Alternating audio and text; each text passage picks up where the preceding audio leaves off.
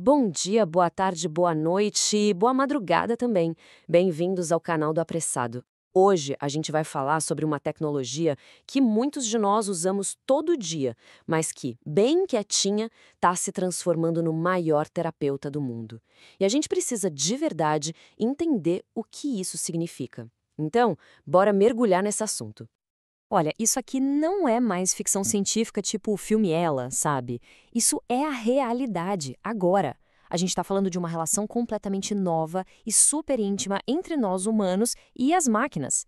As pessoas não estão só dando comandos, elas estão tendo conversas profundas, compartilhando medos, traumas, angústias com uma inteligência artificial. E o que esse número significa? Quase metade, praticamente 49% das pessoas que usam IA e que já têm alguma questão de saúde mental, estão usando a ChatGPT como apoio terapêutico. E aqui vem o detalhe mais importante. Não é como um extra, não. É como o terapeuta principal delas. É um número, assim, impressionante que força a gente a se perguntar. Afinal de contas, por que isso está acontecendo? Por que numa escala tão gigantesca? A resposta, na verdade, é que essa corrida para um algoritmo não surgiu do nada. Ela é uma resposta direta, sabe, uma consequência de uma crise real e enorme no acesso à saúde mental no mundo todo e de forma bem forte aqui no Brasil. E os dados mostram o tamanho do buraco. Os números são, olha, alarmantes.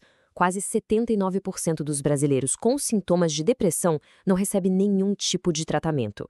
E quando a gente olha para as regiões, a coisa fica ainda mais chocante. Na região norte, esse número pula para mais de 90%.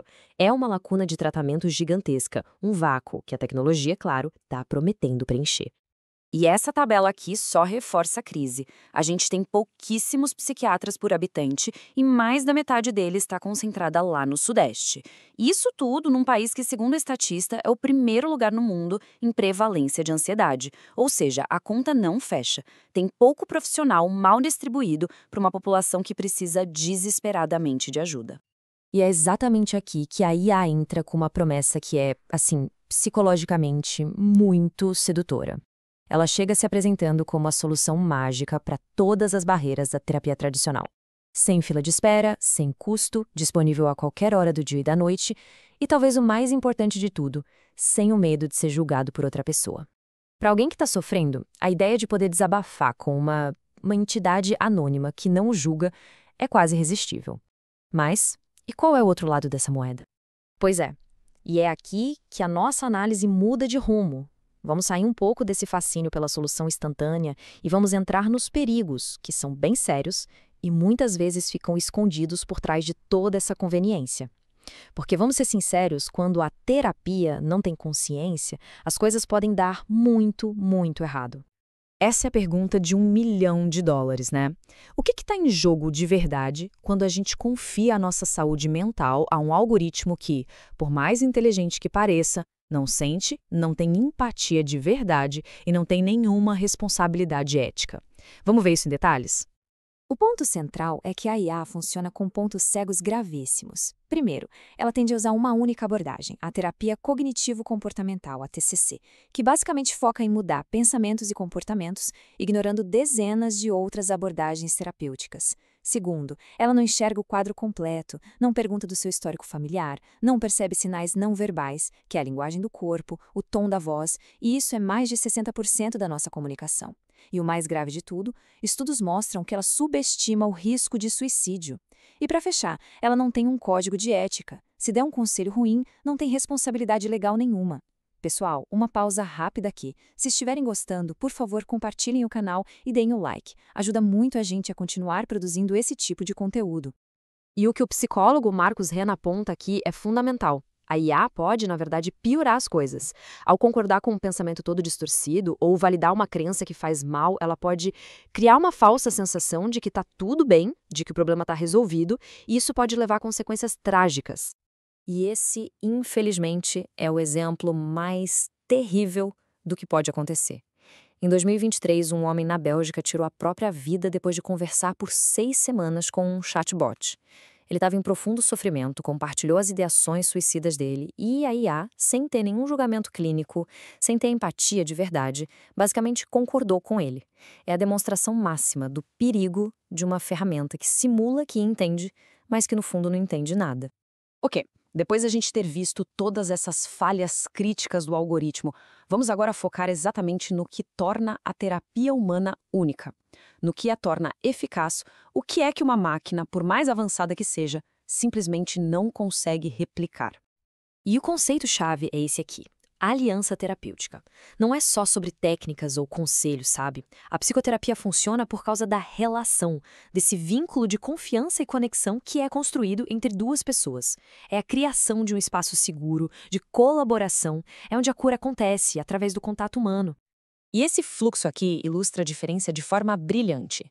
Um processo terapêutico com o humano é profundo. Ele vai além do sintoma para tentar achar as causas reais. As estratégias são criadas junto com o paciente e o terapeuta ajuda a pessoa a se preparar para o futuro. Já a IA, bom, ela só responde a padrões de texto, de forma superficial, instantânea, sem ter essa profundidade toda. E o mais fascinante é que isso não é filosofia, é ciência pura. A conexão humana tem um impacto direto na nossa biologia, no nosso cérebro. A presença de um terapeuta empático ativa o nosso sistema nervoso parasimpático, que é o sistema da calma. Libera neurotransmissores como a ocitocina, o famoso hormônio do vínculo. É um processo que os cientistas chamam de corregulação, onde basicamente um sistema nervoso calmo ajuda a regular um sistema nervoso agitado. Pensa nisso, é um cérebro ajudando o outro a encontrar o equilíbrio. E isso só a interação humana real pode proporcionar. Agora, vamos dar um passo para trás e olhar a foto inteira. O que é que significa para a nossa sociedade como um todo essa terceirização em massa da intimidade, do suporte emocional para algoritmos? Quais são as consequências disso no longo prazo? Uma das fontes que a gente usou traz uma analogia muito boa. Pensa naquelas bonecas Reborn, sabe? Aquelas super realistas. Elas oferecem conforto, mas ninguém de fato acredita que elas são bebês de verdade. É o que a gente chama de uma simulação honesta. O ChatGPT, por outro lado, ele simula consciência, ele simula empatia. É uma ilusão muito mais sofisticada e é exatamente aí que mora o perigo, na pretensão dele de ser algo que ele não é. E essa frase aqui resume tudo. A gente não está falando de uma ferramentazinha nova e simples. A gente está falando literalmente de um experimento gigantesco, sem controle, sem ética definida, que está sendo aplicado em milhões de pessoas vulneráveis. E os próprios criadores admitem que não entendem 100% como a tecnologia funciona. E para a gente fechar, essa analogia é perfeita.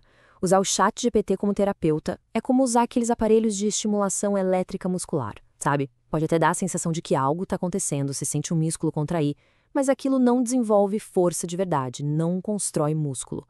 A terapia com o IA pode dar a ilusão de cura, mas sem o trabalho difícil e profundo dos relacionamentos reais, que é o que leva ao crescimento de verdade. A questão fica no ar e ela é bem complexa. De um lado, a gente tem uma crise de acesso à saúde mental que não dá para ignorar. Do outro, tem uma solução tecnológica que pode ser uma ilusão bem perigosa. A pergunta final é essa. A IA é um avanço necessário ou é um desvio que pode nos custar caro? E você, o que acha? Dê sua opinião nos comentários. A gente se vê na próxima.